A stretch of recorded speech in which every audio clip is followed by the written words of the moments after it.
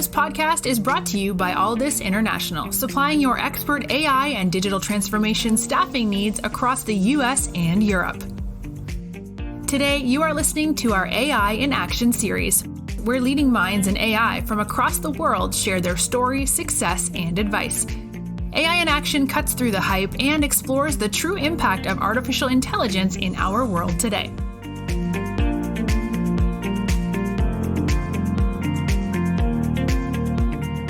You're listening to AI in Action. I'm your host, JP Valentine. Our guest today is Joe Baffone. Joe is the co-founder of Annexus Health. Joe, welcome to the show.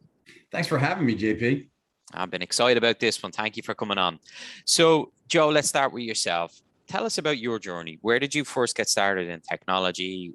Give us an overview of some of the roles you've held along the way, and what led you to founding Annexus Health?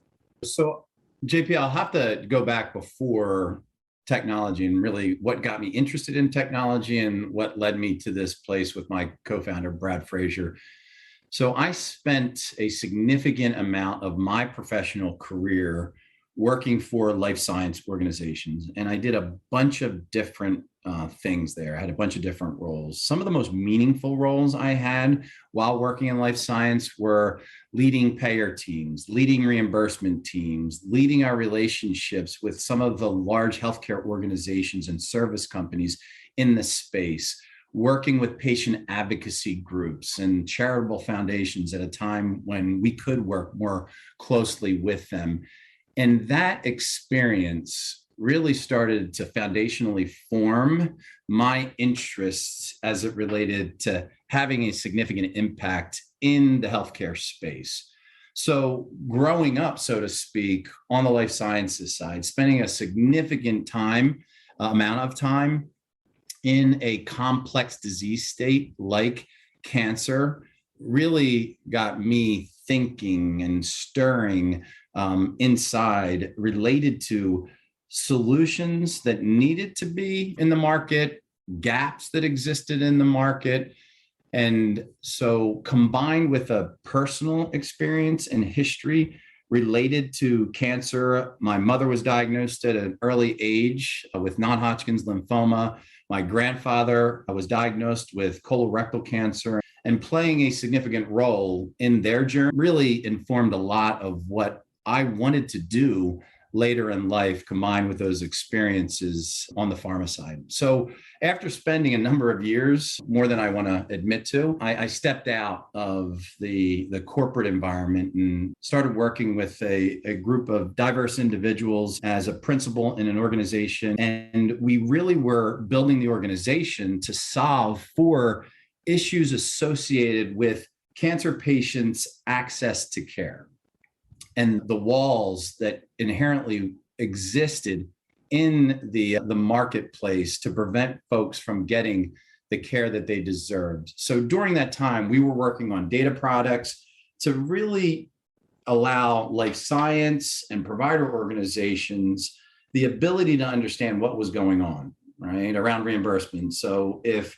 healthcare providers are not getting paid for providing services, if patients are struggling to pay for the care that they need, often barriers exist. So that experience, as we were developing that company, started to get us thinking about, as a collective team, opportunities in the space related to technology, because there was such a gap associated with tools that needed to occur to help manage the patient's care journey. So that's really the 30,000 foot view and summary of where I started, my personal experience and professional experience that led to me to this place where it was time to really start to invest personally into making a massive difference in the lives of cancer patients. And now we're stepping out into other complex specialties. So generally speaking, complex diagnoses are what we're focused on, improving how patients' care is managed. So that's the background on how I got to this place where Annexus Health was born between my co-founder, Brad Frazier. Which certainly does set the stage for why you decided to found your own organization with Brad, and what gives some insight into what the mission could be. But rather than me say it, please tell us all about Annexus Health, the origin story, which you've alluded to. But when you first launched it, what was the mission of the organization, and what are you guys trying to do? Yeah, and so first I have to give a little bit of background for Brad as well.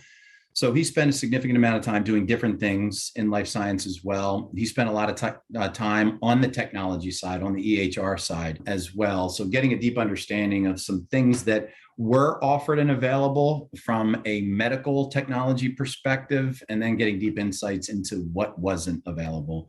So my experiences informed a lot of what I wanted to do, what I wanted to participate in from a different side of the business, a different side of the market, so to speak.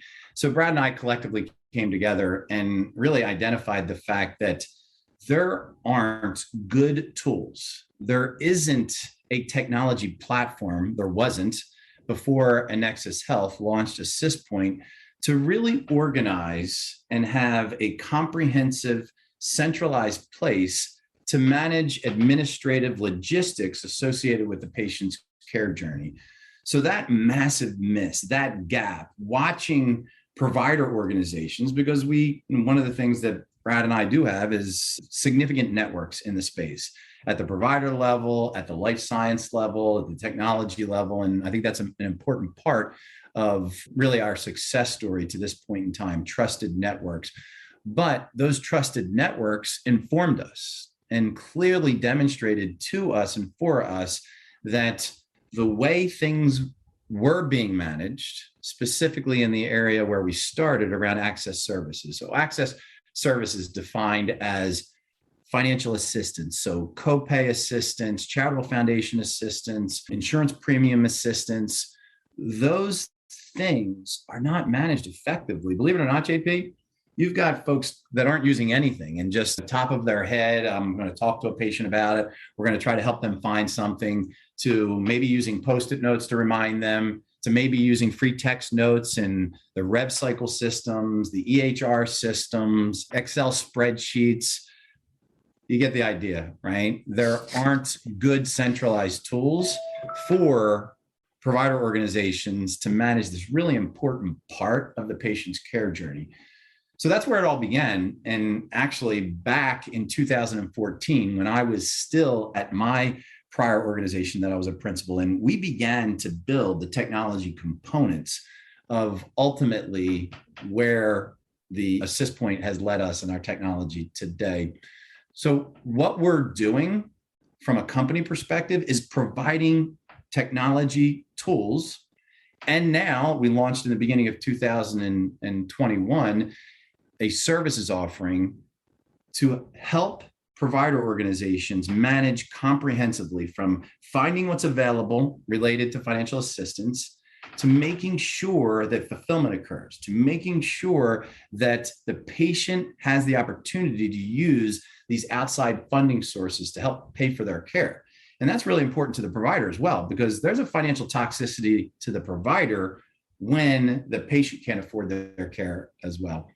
We also have stepped into areas of other access services like free drug management, BIBV, PA, central management tools, other reimbursement services like appeals denials for where there was a prior authorization provided.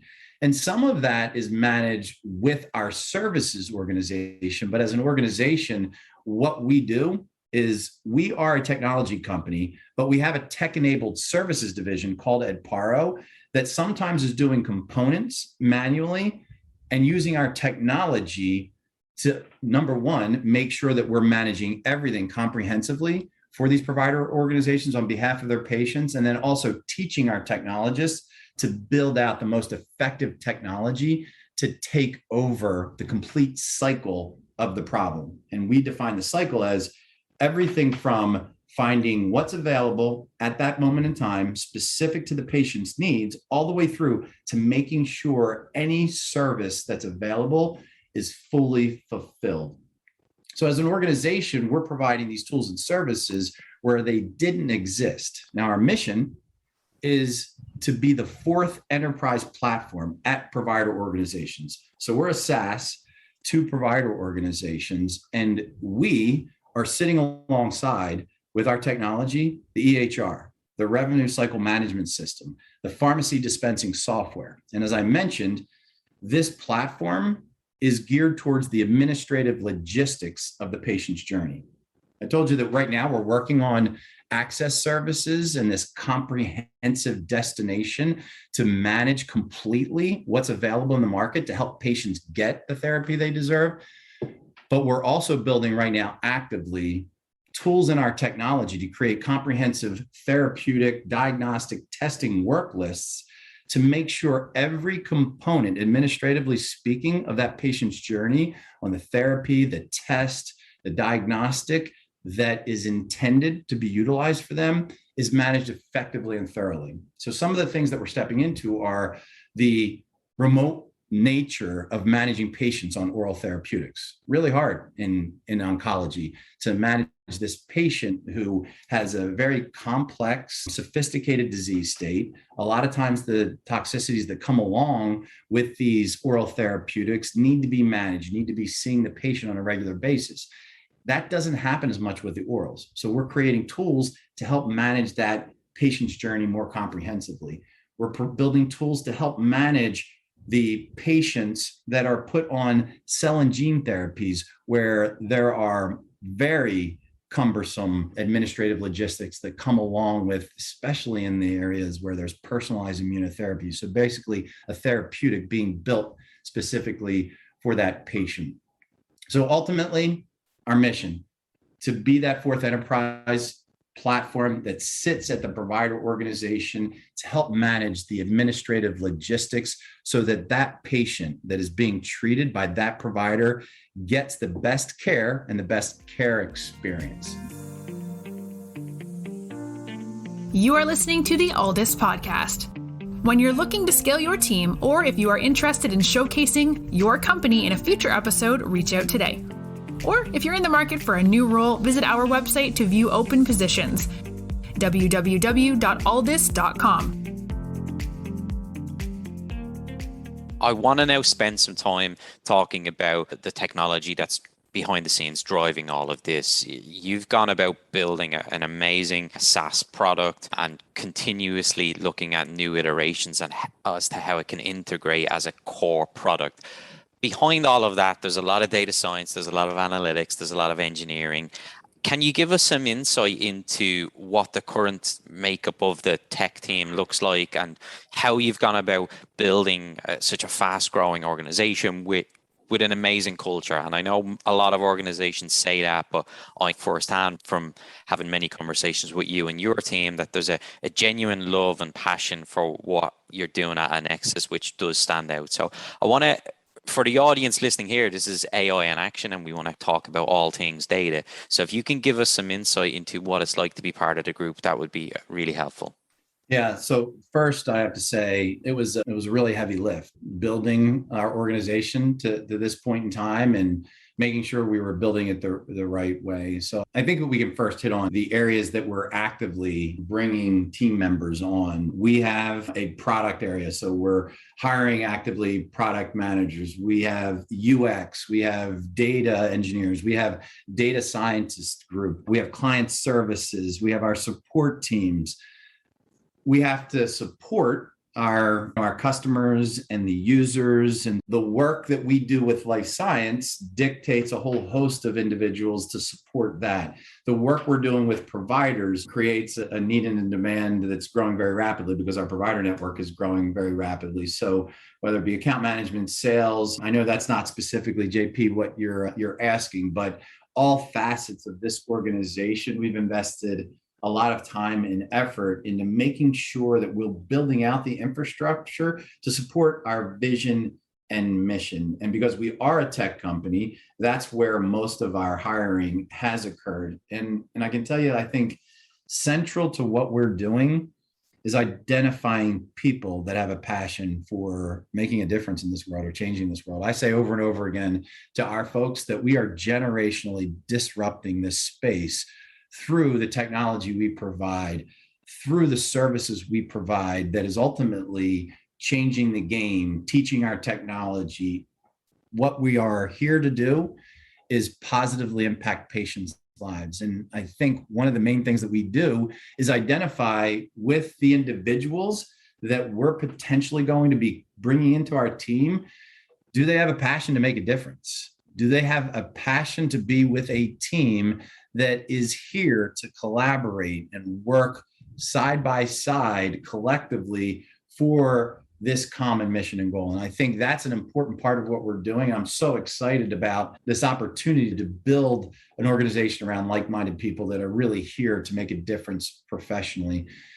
I think by focusing on our culture and listening to the folks that we're bringing into the organization and listening to ourselves, to be honest with you, JP, I've been a professional for quite some time, and my personal experiences that were very positive. And when I was given a chance, when maybe I didn't deserve a chance, ultimately led me to this place.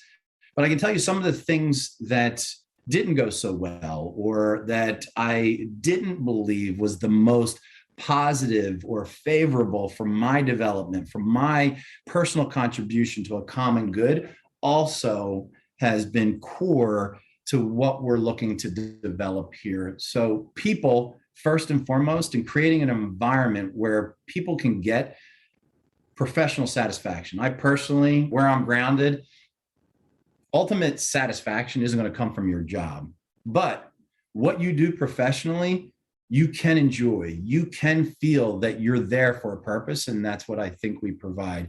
So I think that's most important. And I've listened to a lot of people. I've read a lot about successful people in the tech space. And I think there have been amazing ideas. There have been amazing technologies that have been available. Some have succeeded and done incredibly well. We've seen those examples over and over again. And I think a lot of amazing ideas, amazing foundational technology solutions have been available and have failed. And it's for a lot of reasons, but I can tell you from my personal perspective, often it's because they didn't have the appropriate focus on people. So as cool as I think our company is, as amazing as I think our technology is, as amazing as I think our company vision is of where we're going and what needs to occur in this market, the best part of us is the people. And if we focus on the 99% of what we're doing is people, and then the rest of it is our technology and what we offer the market, we're going to be super successful with those offerings. So I guess that's a lot of global discussion around our people, our culture, and how we're building this. But I can tell you unequivocally, that is, from Brad's perspective, from our leadership perspective, a key focus of ours, making sure that we're building this organization with the right people and building a team in the right way. And it certainly rings true, because I can speak firsthand as to the conversations I've been having with many people across Annexus, and it certainly trickles down. It's not just a co-founder's vision that doesn't resonate with others. It's at all levels. The most exciting part of the conversations I've been having with people at Annexus is the continuous growth and the amazing opportunities that are available. So you've obviously been working at this for several years now and gone through several iterations of growth. But when you look ahead, the rest of 2021 and beyond, what are you most excited about for Annexus Health? Yeah, so I think that there's several things. Right now, there's so much excitement in the market surrounding the things that we're doing that feels really good, right? It feels really good that the blood, sweat, and tears that we've put into this thing is being recognized. We're seeing the results in our data science of the impact that we're having on care. I do have to take a step back and tell you that, so we are a SaaS, right? Two provider organizations. So they pay for the utilization of our application. But our main revenue source is life science organizations. So it's the pharmaceutical and the biotech organizations, it's the testing and diagnostic companies that we work with, and we create connectivity. And that product we work with them on is AP Connect.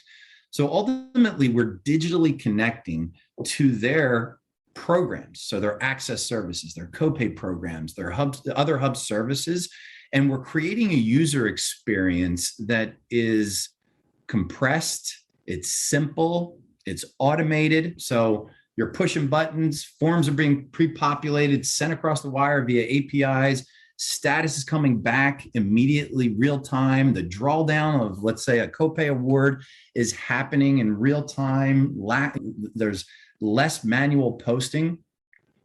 So that work that we're doing with life science is producing really cool results.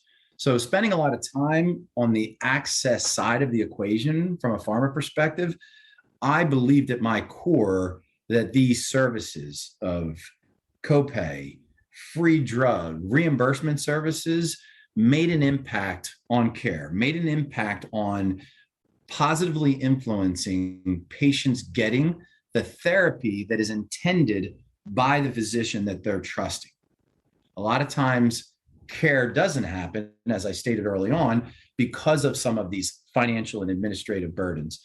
So the thing that I'm really excited about is our data science is beginning to mature, and we are absolutely seeing more patients getting the intended care that was designed for them. We're seeing patients get on therapy quicker.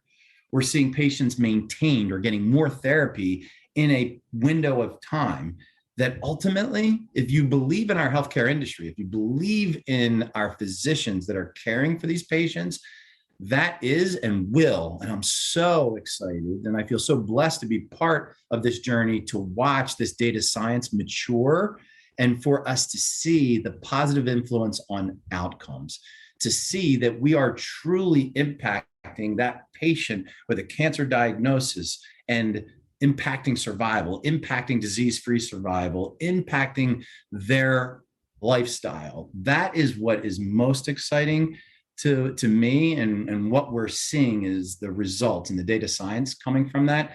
And I would say the next thing that goes hand in hand with that is the launch of version 2.0.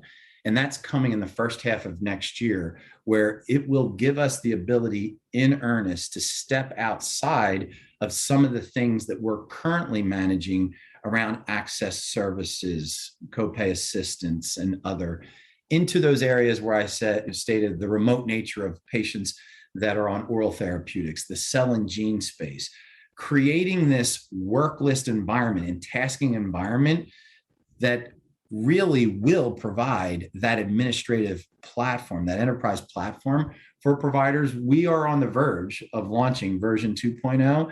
And as much as I think we've changed the landscape dramatically, I mentioned our goal is to generationally disrupt. We're beginning to do that.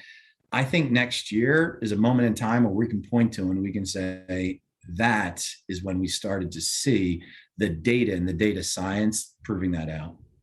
It sounds like an amazing time for anyone who's interested in this field to be joining. I know from our conversations, there's hyper growth. There's some great opportunities for people who are interested in this space. So Joe, thank you very much for coming on today. I really appreciate you sharing your story, the origins behind the Nexus, the unique nature of your approach to building a culture, and the obsession with achieving the mission. I think it's very powerful. We can't wait to see what you guys can accomplish. So good luck with everything.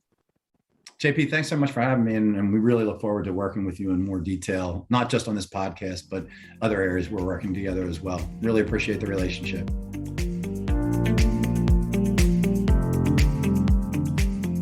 Thanks for listening to this episode of the Alldus Podcast. If you enjoyed today's episode, don't forget to subscribe, rate, and review.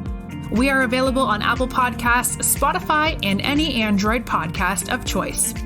You can also head over to our website, www.alldus.com, to listen to more podcasts, view our open roles, and stay up to date with industry news. Thanks for listening, and stay tuned for more great episodes coming very soon.